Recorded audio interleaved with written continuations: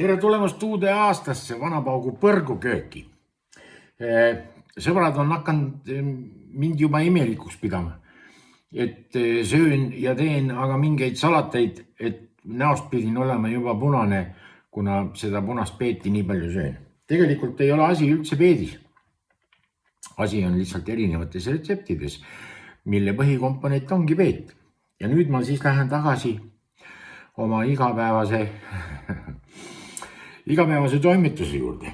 Ja selleks on seekord selline petukaup. Siin on mul läbikasvanud liha.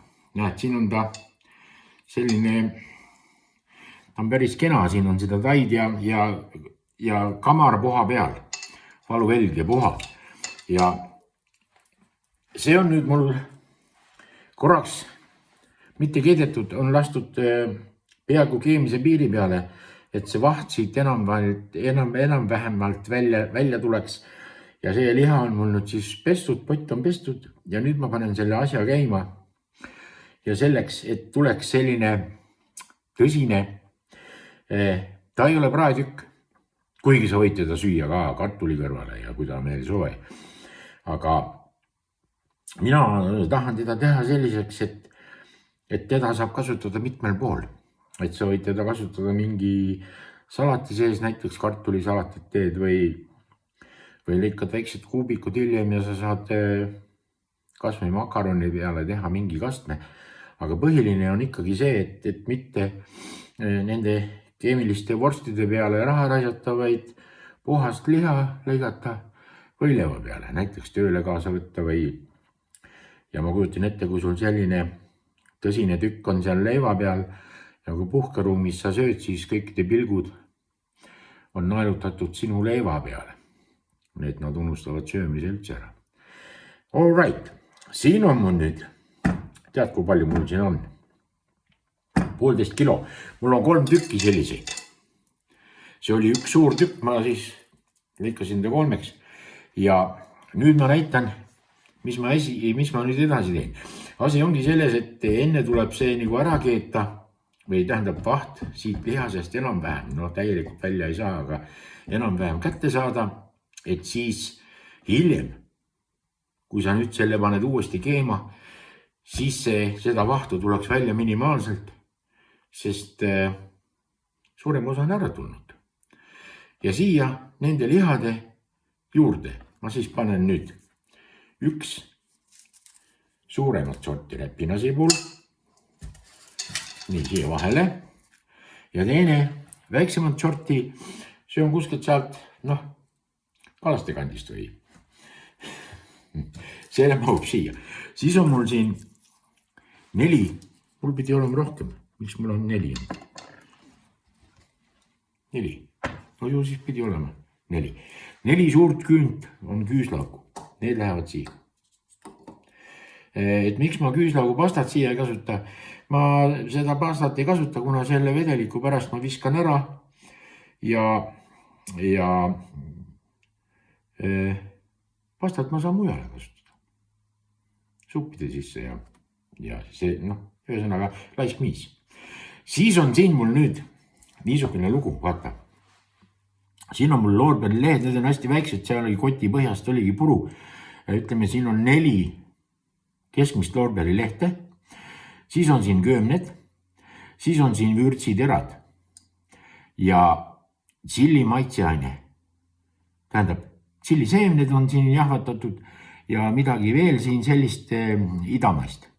Selle panen ka siia peale. All right. Nüüd on niisugune lugu. Vaata.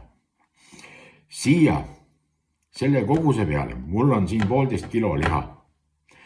Selle koguse peale, päris 1,5 ei ole, 1,4 kilo. Selle koguse peale nüüd läheb mul 2 liitrit vett. Vaata, see on 0,5 liitrit, 750 milli. Teine. Ja vaatakene peale, no nii, et liha on ilusti vees. Selve juttu.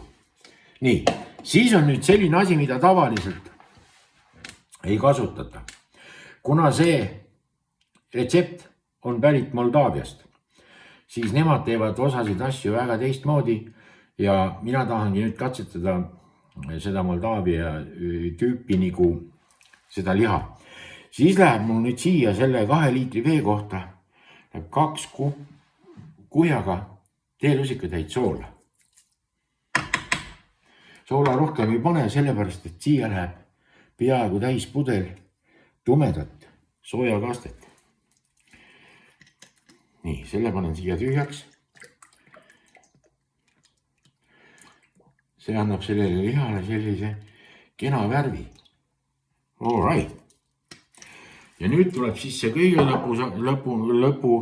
lõpu akord, mis on selline tõsine.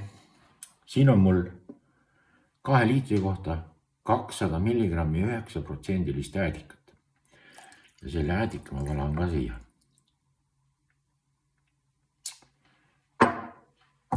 Said sa aru? See on tõsine tubak, nagu üteldakse. Ja see läheb nüüd pliidi peale.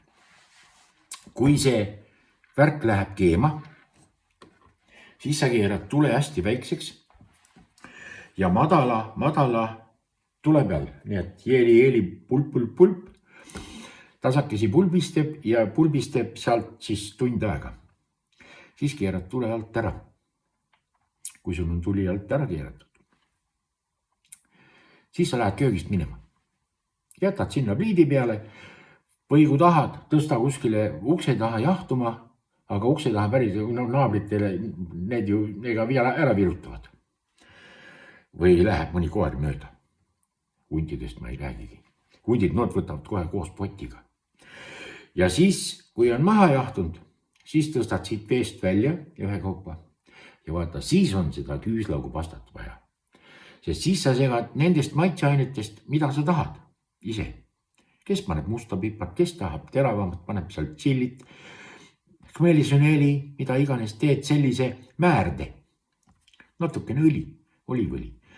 Et saaks nende tükkide peale määrida. Määrid need siis selle värgiga kokku, mis sa sinna kokku segasid. Vaata kui huvitav.